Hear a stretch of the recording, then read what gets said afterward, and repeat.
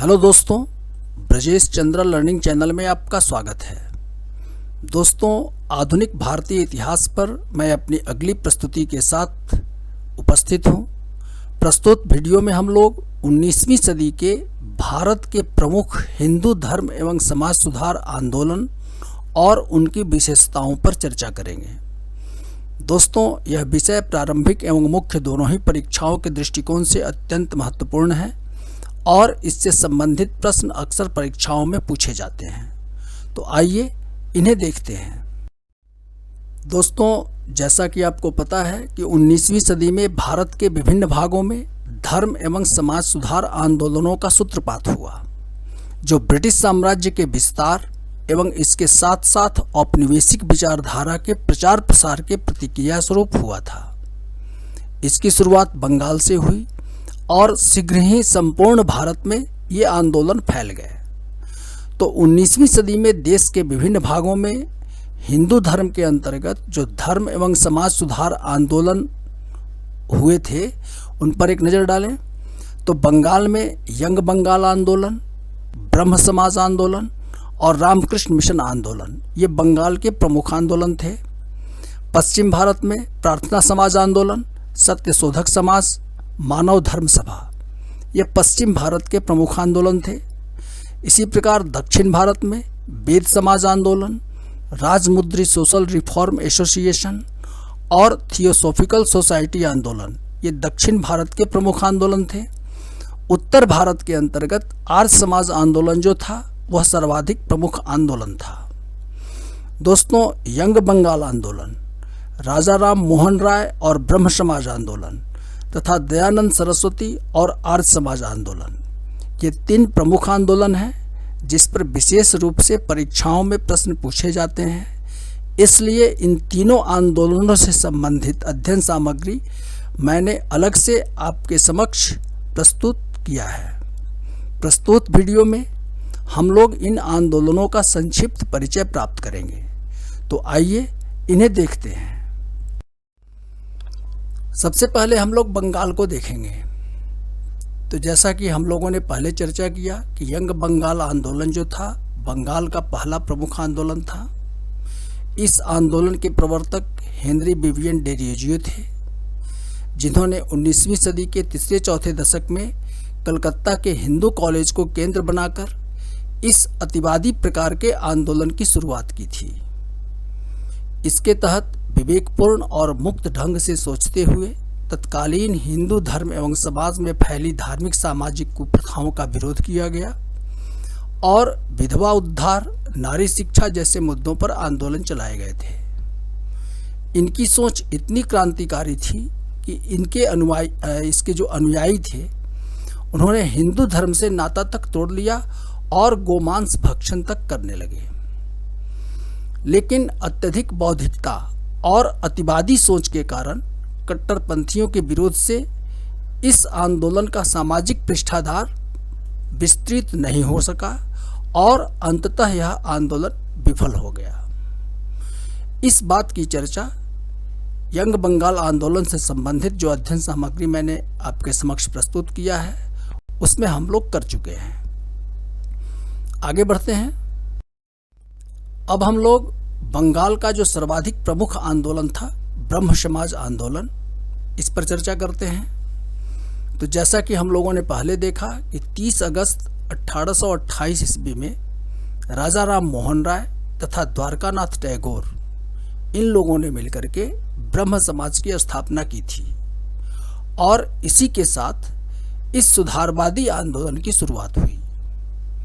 यह आंदोलन जो था वह तर्कवाद एवं मानवतावाद जैसे पाश्चात्य संस्कृति के प्रगतिशील तत्वों को भारतीय धर्म एवं समाज में शामिल कर इसका सुधार करना चाहता था। इसीलिए यह आंदोलन सुधारवादी प्रकार का आंदोलन था। सती प्रथा, विधवा विवाह, नारी शिक्षा, सामाजिक समानता जैसे मुद्दों के साथ साथ इस समाज ने राजनीतिक, आर्थिक एवं अंतर्राष्ट्रीय मामलों में भी अपने विचार प्रस्तुत किए। इस बात की चर्चा अलग से हम लोगों ने किया है। धीरे धीरे यह आंदोलन संपूर्ण देश में फैल गया और महाराष्ट्र का जो प्रार्थना समाज आंदोलन था और मद्रास का वेद समाज जो आंदोलन था, वह बंगाल के ब्रह्म समाज आंदोलन से ही प्रेरित था। इसे हम आगे देखेंगे। लेकिन इस आंदोलन में भी, ब्रह्म समाज आंदोलन में भी, ब्रह्म समाज के जो सिद्धांत थे उसके सिद्धांतों में अत्यधिक बौद्धिकता थी तथा समय समय पर ब्रह्म समाज में फूट पड़ने से यह आंदोलन भी अधिक प्रभावशाली नहीं रह गया। आगे बढ़ते हैं। अब जो बंगाल का तीसरा प्रमुख आंदोलन था वह रामकृष्ण मिशन आंदोलन था। इस आंदोलन की शुरुआत 1887 में स्वामी विवेकानंद, जिनका बचपन का नाम नरेंद्र दत्त था, इन्होंने अपने गुरु रामकृष्ण परमहंस की अध्यक्षता में वारानगर में इस संगठन की स्थापना की थी। और इस संगठन की स्थापना के साथ ही इस आंदोलन की, रामकृष्ण मिशन आंदोलन की शुरुआत होती है। 1899 में इस मिशन से संबंधित एक मठ वेल्लोर में स्थापित किया गया, मद्रास में, जो इसका प्रमुख केंद्र बन गया। तो रामकृष्ण मिशन आंदोलन का प्रमुख केंद्र वेल्लोर था। इस मिशन की शाखाएं विश्व में भी स्थापित की गई। अब इसकी उपलब्धियों को देखें रामकृष्ण मिशन आंदोलन की, तो विश्व को इस मिशन की देन आध्यात्मवाद है। इस मिशन के प्रेरक जो थे परमहंस गदाधर चट्टोपाध्याय थे, जो रामकृष्ण परमहंस का पूरा नाम है। ये कलकत्ता के दक्षिणेश्वर के एक काली मंदिर में पुजारी थे। तो रामकृष्ण परमहंस ने वेदों और उपनिषदों के सूक्ष्म ज्ञान को आम आदमी के लिए सुलभ बना दिया। इस मिशन ने अवनत हो रहे हिंदू धर्म को, अर्थात जो पतन की ओर जो हिंदू धर्म उस समय अग्रसर था, उसको पुनः प्रतिष्ठित किया। इस संदर्भ में जैसा कि आप लोगों को पता होगा कि विवेकानंद ने 11 सितंबर 1893 में शिकागो में जो विश्व धर्म संसद हुआ था उसमें भारत का प्रतिनिधित्व किया और हिंदू धर्म तथा दर्शन की विश्व स्तर पर प्रतिष्ठा स्थापित की थी।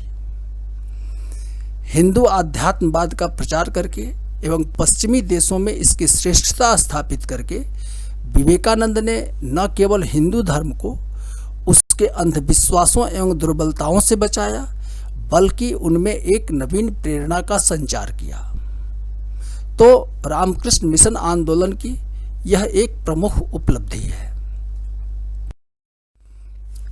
इस रामकृष्ण मिशन के प्रयासों से जिस प्रकार हिंदू धर्म जागृत हुआ, इसको महसूस करते हुए कुछ व्यक्तियों ने इसे उग्र हिंदुत्ववाद भी कहा है, रामकृष्ण मिशन आंदोलन को। लेकिन यह मिशन केवल हिंदू धर्म के पुनर्गठन हेतु स्थापित नहीं हुआ था, बल्कि इस मिशन ने सभी धर्मों की एकता में विश्वास व्यक्त किया और धार्मिक उदारता, समानता एवं सहयोग का मार्ग भी प्रशस्त किया। साथ ही साथ यह मिशन मानव मात्र की सेवा को ईश्वर की सेवा मानता है और आज भी यह समाज जो है सेवा एवं परोपकार के कार्य भी करता है। तो ये रामकृष्ण मिशन से संबंधित कुछ प्रमुख तथ्य हैं। आगे बढ़ते हैं। अब हम लोग पश्चिम भारत के धर्म एवं समाज सुधार आंदोलनों पर चर्चा करेंगे। तो 19वीं सदी में पश्चिम भारत में भी सुधार आंदोलनों का सूत्रपात हुआ। प्रस्तुत संदर्भ में प्रथम प्रयास गोपाल हरि देशमुख के द्वारा किया गया था। इनका एक उपनाम था लोकहितवादी। अर्थात लोकहितवादी किसे कहा जाता है, ऐसा प्रश्न अक्सर प्रारंभिक परीक्षाओं में पूछा जाता है। तो लोकहितवादी जो था वह गोपाल हरि देशमुख का उपनाम था। प्रारंभ में उन्हें ब्रिटिश शासन द्वारा अनुवादक के रूप में नियुक्त किया गया था और बाद में उनको जो है अहमदाबाद में लघुवाद न्यायाधीश के रूप में नियुक्त किया गया। इन्होंने महिला शिक्षा का समर्थन किया तथा बाल विवाह, दहेज प्रथा और बहुविवाह के विरुद्ध इन्होंने अपने विचार प्रस्तुत किए। इन्होंने गुजराती और अंग्रेजी भाषा में हितेक्षु नामक साप्ताहिक का प्रकाशन भी किया था। प्रारंभिक परीक्षाओं के दृष्टिकोण से ये कुछ महत्वपूर्ण तथ्य हैं। आगे बढ़ें। अब परमहंस मंडली। तो पश्चिम भारत में धर्म एवं समाज सुधार के क्षेत्र में प्रथम संस्थागत प्रयास जो था 1849 में बंबई में परमहंस मंडली की स्थापना के साथ प्रारंभ हुआ। इस धर्म एवं समाज सुधार संगठन की स्थापना संभवतः दादोबा पांडुरंग तरखड़कर और दुर्गाराम मेहता द्वारा की गई थी। इस परमहंस मंडली ने मूर्ति पूजा, जाति प्रथा आदि का विरोध किया और विधवा विवाह का समर्थन किया। अब पश्चिम भारत का जो सर्वाधिक प्रमुख आंदोलन था वह प्रार्थना समाज आंदोलन था। इसे देखते हैं तो पश्चिम भारत की सर्वाधिक महत्वपूर्ण धर्म एवं समाज सुधार संगठन 1867 में स्थापित प्रार्थना समाज था। इसकी स्थापना 1867 ईस्वी में हुई थी और इसके संस्थापक सदस्यों में आत्मारंग पांडुरंग, आरजी भंडारकर और विशेष रूप से गोविंद मोहन रानाडे शामिल थे। यह संस्था जो था प्रार्थना समाज, यह ब्रह्म समाजी केशव चंद्र सेन की प्रेरणा से स्थापित की गई थी। इसका मुख्य उद्देश्य पाश्चात्य ज्ञान की पृष्ठभूमि में हिंदू धर्म एवं समाज में सुधार करना था। तो यह भी प्रार्थना समाज आंदोलन भी एक सुधारवादी आंदोलन था और यह बंगाल के ब्रह्म समाज आंदोलन से प्रेरित था। खास करके केशव चंद्र सेन के आदि ब्रह्म समाज आंदोलन से यह प्रेरणा प्राप्त करता था। आगे देखते हैं। अब प्रार्थना समाज जो था उसने एक ब्रह्म की उपासना का संदेश दिया और हिंदू धर्म एवं समाज में जो बाह्य आडंबर समाविष्ट थे, जैसे मूर्ति पूजा, बहुदेववाद, कर्मकांड, जाति प्रथा, ब्राह्मणों का प्रभुत्व, इन सबों का इस समाज ने विरोध किया। इसने अंतरजातीय विवाह, स्त्री शिक्षा, विधवा विवाह आदि के समर्थन के साथ साथ अछूतों, दलितों तथा पीड़ितों की दशा सुधारने के लिए भी आंदोलन चलाए। प्रार्थना समाज के अंतर्गत महाराष्ट्र में दलित जाति मंडल और समाज सेवा संघ इस उद्देश्य से स्थापित संस्थाएं थी। तो दलित जाति मंडल और समाज सेवा संघ प्रार्थना समाज के अंतर्गत गठित संस्थाएं थी। इसके अतिरिक्त विधवा विवाह संघ अर्थात विडो रिमैरिज एसोसिएशन और दक्कन एजुकेशन सोसाइटी, ये संस्थाएं जो थी वो गोविंद मोहन रानाडे के द्वारा स्थापित की गई अन्य महत्वपूर्ण संस्थाएं थी। रानाडे के शिष्य थे गोपाल कृष्ण गोखले। इन्होंने सर्वेंट ऑफ इंडिया सोसाइटी नामक संगठन की स्थापना की थी, जिसका उद्देश्य सामाजिक सुधार के साथ साथ राष्ट्रवादी कार्यकर्ताओं को प्रशिक्षण देना भी था। तो ये प्रारंभिक परीक्षाओं के दृष्टिकोण से ये कुछ महत्वपूर्ण तथ्य हैं और अक्सर इससे संबंधित प्रश्न परीक्षाओं में पूछे जाते हैं। आगे बढ़ें। यद्यपि जो प्रार्थना समाज जो था केशव चंद्र सेन के आदि ब्रह्म समाज से प्रेरित था, जैसा कि हम लोगों ने पहले चर्चा किया, लेकिन प्रार्थना समाज ने कभी भी स्वयं को हिंदू धर्म से अलग नहीं किया और हिंदू धर्म के अंदर ही रहते हुए इसने धर्म एवं संस्कृति के सुधार का प्रयास किया।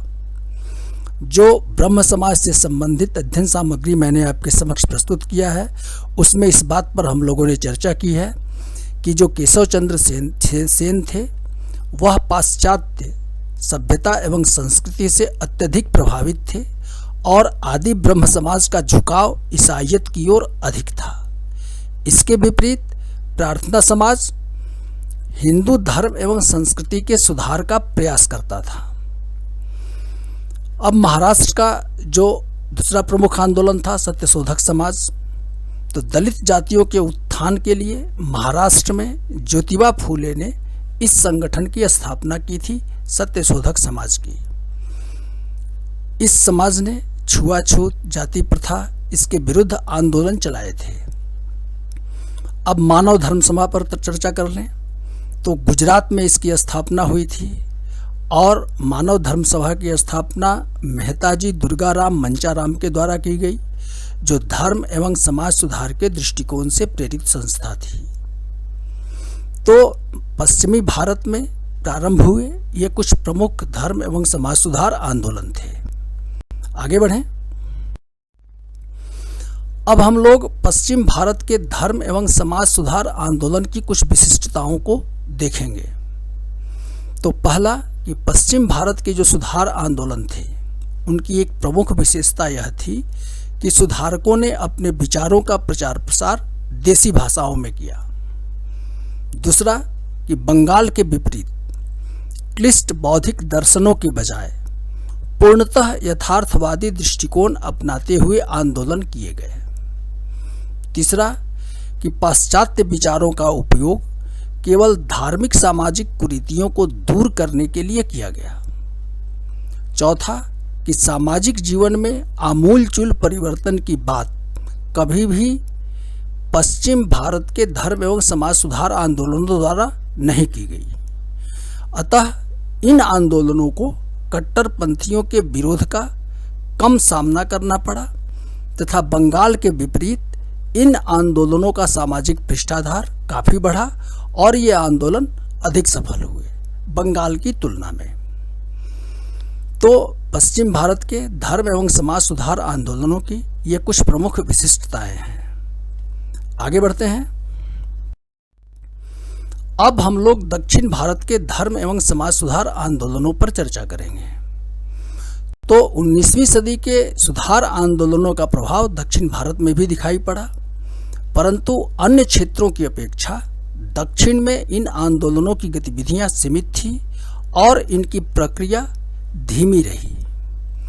इसका कारण था कि पहला कि प्रायद्वीपीय भारत के तत्कालीन जातीय ढांचे के अंतर्गत बहुसंख्यक निम्न वर्गों पर ब्राह्मणों की स्पष्ट रूप से प्रमुखता प्राप्त थी। इस क्षेत्र में जो भी आंदोलन किए गए उनकी पृष्ठभूमि में उच्च वर्ग के ही लोग थे।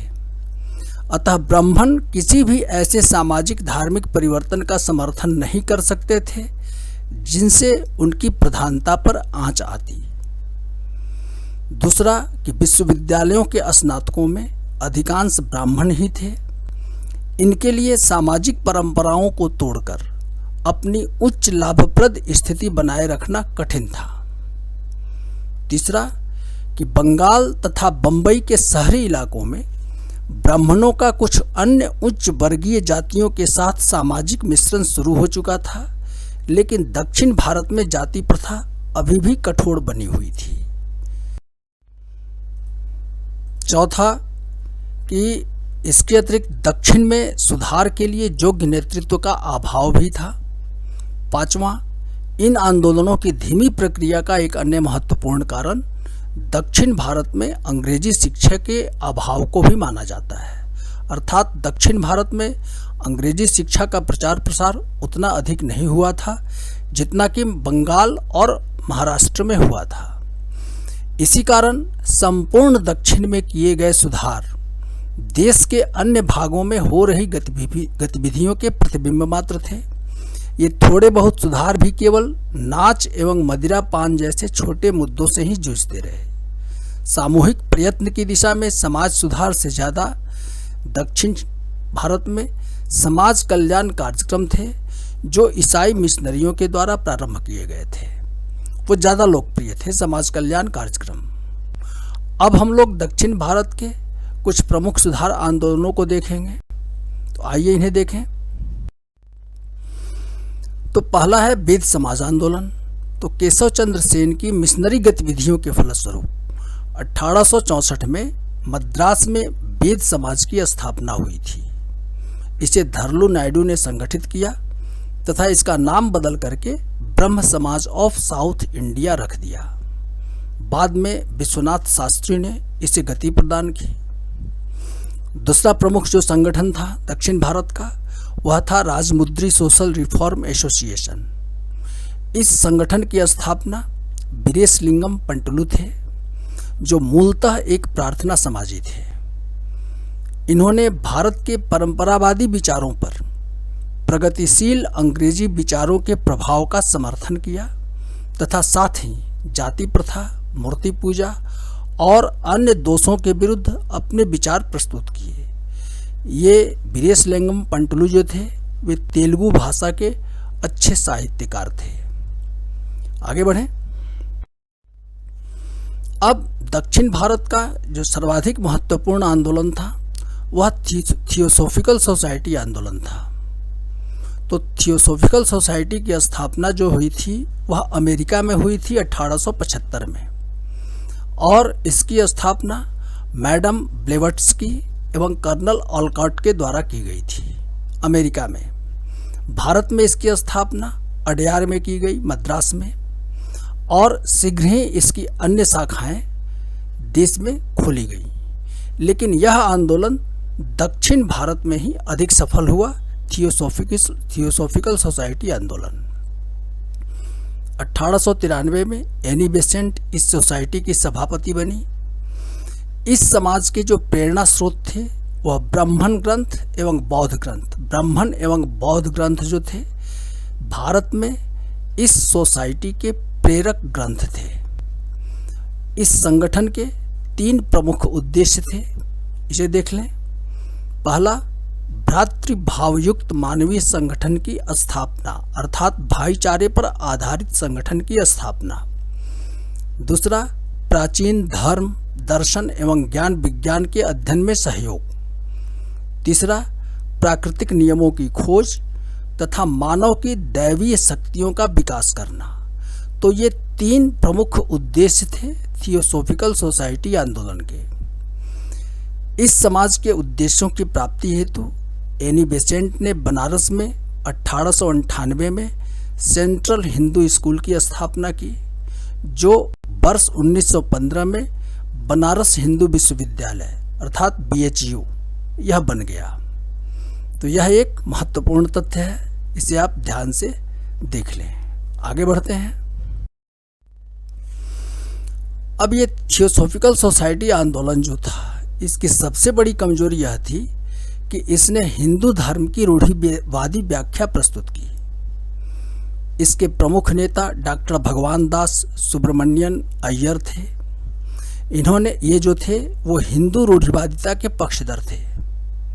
इसके बावजूद इसकी सबसे बड़ी सफलता भारतीय सभ्यता एवं संस्कृति के प्रोत्साहन की रही, अर्थात इन्होंने भारतीय सभ्यता एवं संस्कृति को प्रोत्साहित किया, जिससे भारतीयों में राष्ट्रीय चेतना उत्पन्न हुई।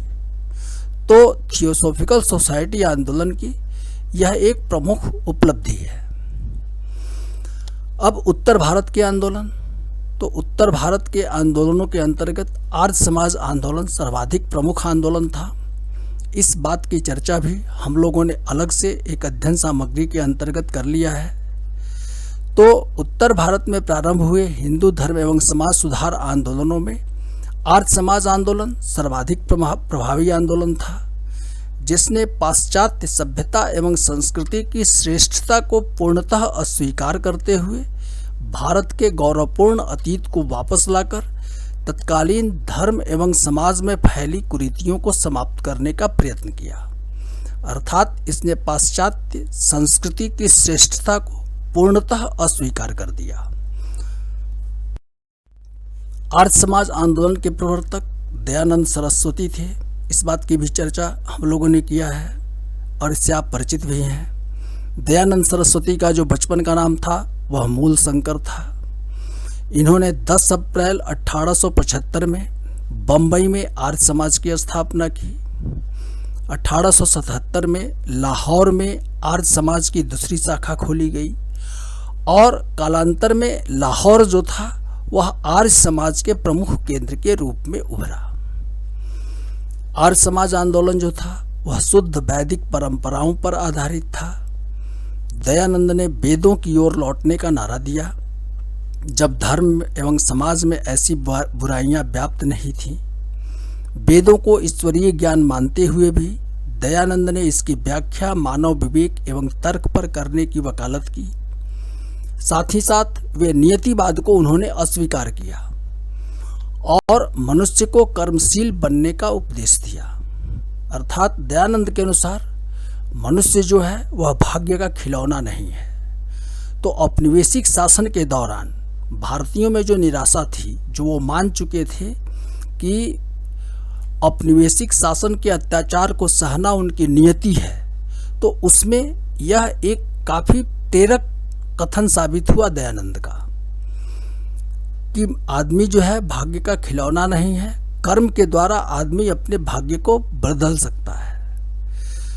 दयानंद के वेदों की ओर लौटने के नारे की आलोचना इस आधार पर की जाती है कि इससे मध्यकालीन मुस्लिम शासन की उपलब्धियों की तथा हिंदू समाज के वैश्य एवं शूद्र वर्ग की दशा में सुधार को नकारा गया।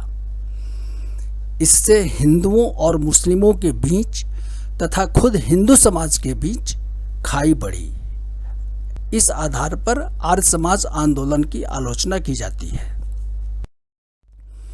लेकिन आर्य समाज आंदोलन ने न केवल धर्म एवं समाज सुधार आंदोलनों का सूत्रपात किया, बल्कि सामाजिक एकता, शिक्षा व्यवस्था में सुधार, हिंदी भाषा का विकास, स्वराज स्वदेशी की संकल्पना के साथ साथ राष्ट्रवाद के विकास में इस आंदोलन की काफ़ी महत्वपूर्ण भूमिका थी।